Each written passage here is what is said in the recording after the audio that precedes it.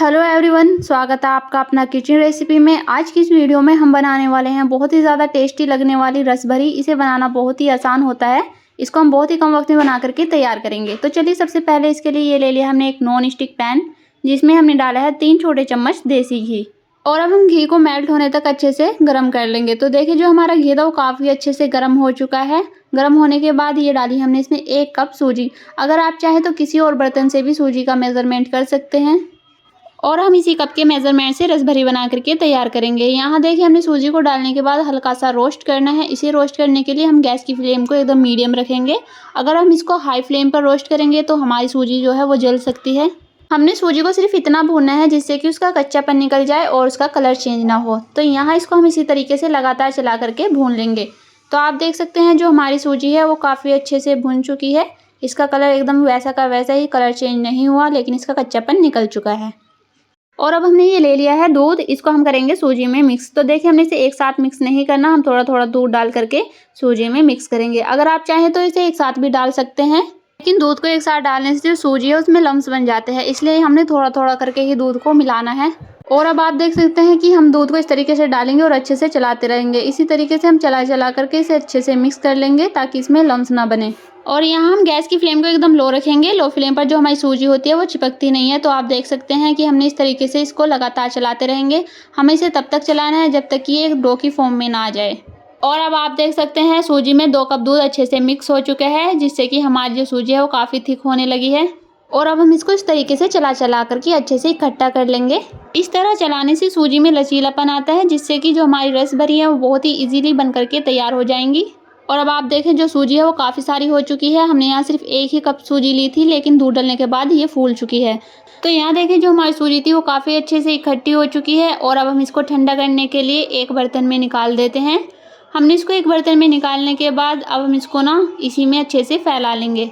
तो देखिए हम इस तरीके से इसको अच्छे से फैलाएंगे। और अब हम इसको ठंडा होने के लिए एक साइड में रख देते हैं।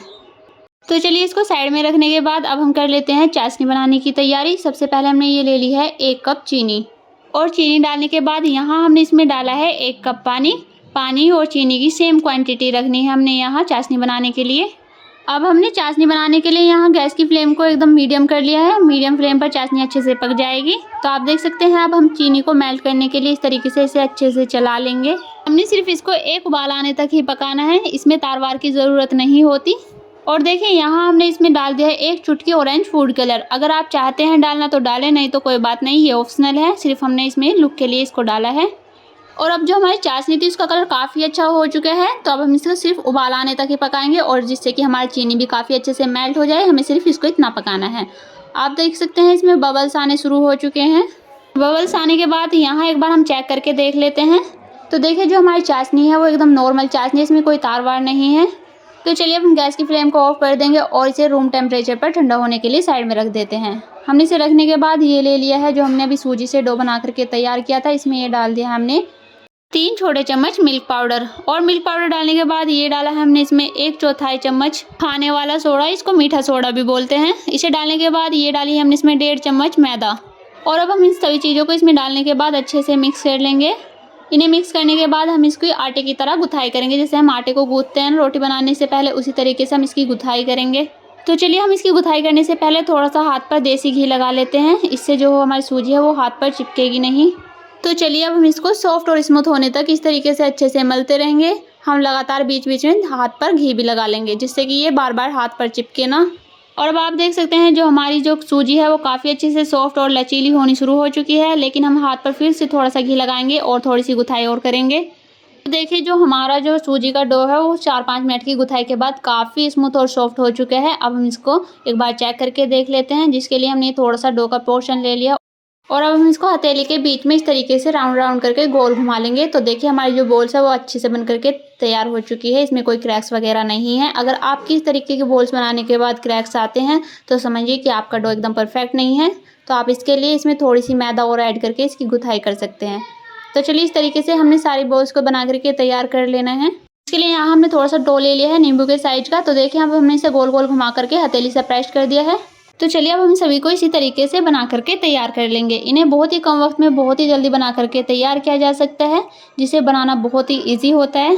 चलिए एक बार फिर से देख लेते हैं। यहाँ हमने थोड़ा सा डो का पोर्शन ले लिया और इस तरीके से गोल गोल घुमा करके हथेली से प्रेस करके हमने इसको बना लिया है। तो चलिए अब आती है इन्हें फ्राई करने की बारी। यहाँ हमारा जो तेल है वो काफ़ी अच्छे से गर्म हो चुका है। पहले हमें एक रसभरी को चेक करके देख लेते हैं कि ये फटेगी तेल में डलने के बाद या नहीं। तो देखिए यहाँ ये तेल में डलने के बाद बिल्कुल भी फटी नहीं है। और अब हम इसकी दूसरी साइड को भी अच्छे से इसी तरीके से लाइट ब्राउन होने तक फ्राई करेंगे। तो ये काफ़ी अच्छे से बन करके तैयार हो चुकी है। और अब जो हमने ये सारी रसभरी बना करके तैयार कर ली थी जब तक कि हमारा तेल गर्म हुआ था। तो देखिए यहाँ हमने इनको थोड़ा सा मोटे साइज का रखा है। इसी वीडियो में हम आपको 2 तरीके से बना करके दिखाएंगे रसभरी। तो चलिए सबसे पहले इनको हम अच्छे से फ्राई कर लेते हैं। इन्हें फ्राई करने के लिए हमने तेल में इनको डाला है 3 से 4, अगर आप चाहें तो ज़्यादा भी डाल सकते हैं। और इन्हें डालने के बाद इन्हें हमें छूना नहीं है जब तक कि एक साइड से अच्छे से फ्राई ना हो जाए। और देखिए यहाँ जो एक साइड से अच्छे से फ्राई हो चुकी है, अब हम इनकी दूसरी साइड को भी इसी तरीके से अच्छे से लाइट ब्राउन होने तक फ्राई कर लेंगे। लेकिन इन्हें फ्राई करने के लिए हमें गैस की फ्लेम को एकदम लो रखना होगा। लो फ्लेम पर ये अंदर तक अच्छे से पक जाती हैं। अगर हाई या मीडियम फ्लेम करते हैं तो ये अंदर से कच्ची रह जाती हैं, जिससे कि ये टेस्ट में बिल्कुल भी अच्छी नहीं लगती। अब आप देख सकते हैं जो हमारी रसभरी थी उसका काफ़ी अच्छा कलर आ चुका है। इसके बाद हम इसको निकाल देते हैं एक प्लेट में। और अब हम इन सभी को इसी तरीके से अच्छे से प्लेट में निकाल लेंगे। देखिए यहाँ हमने इनको सिर्फ लाइट ब्राउन होने तक ही फ्राई किया है, हमने इनको डार्क ब्राउन नहीं करना। तो चलिए इन सभी को इसी तरीके से अच्छे से फ्राई करने के बाद हमने निकाल दिया है प्लेट में। और अब हम कर लेते हैं ये वाली रसभरी फ्राई। इन्हें हमने थोड़ा सा पतले साइज का बनाया है, लेकिन हमने इनको भी उसी तरीके से बनाया है जैसे कि हमने पहले वाली रसभरी को बनाया था। चलिए अब हम इनको अच्छे से फ्राई कर लेते हैं। इन्हें फ्राई करने के लिए भी हमने एक एक करके इनको तेल में डालते जाना है। हम 3 से 4 ही डालेंगे तेल में। अगर आप चाहें तो ज़्यादा भी डाल सकते हैं, लेकिन 3 से 4 डालने में ये काफ़ी अच्छे से जल्दी फ्राई हो जाती हैं। लेकिन यहाँ सबसे ज़्यादा ध्यान रखने वाली बात यह है कि हम गैस की फ्लेम को एकदम लो रखेंगे। लो फ्लेम पर ही ये अच्छी बनती है। अगर हाई फ्लेम करोगे तो ये जल जाएंगी और अंदर तक अच्छे से नहीं पकेंगी। तो देखिए यहाँ ये एक साइड से अच्छे से फ्राई हो चुकी हैं। अब हम इनकी दूसरी साइड को भी पलट करके इसी तरीके से फ्राई कर लेंगे। और जैसे मैंने पहले बताया था कि हम इनको सिर्फ लाइट ब्राउन होने तक ही फ्राई करेंगे। चलिए अब हम इनको निकाल देते हैं प्लेट में। यहाँ देखिए ये थोड़ी सी मोटे वाली हैं और ये पतले वाली। इन दोनों के टेस्ट में कोई फ़र्क नहीं होता, दोनों ही बहुत ज़्यादा टेस्टी होती हैं खाने में। तो चलिए इन्हें प्लेट में निकालने के बाद जो बाकी की हमारी रसभरी बची हैं उन्हें भी अच्छे से फ्राई कर लेते हैं। तो यहाँ देखिए जो हमारी रसभरी हैं वो एक साथ डालने से भी काफ़ी अच्छे से फ्राई हो जाती हैं।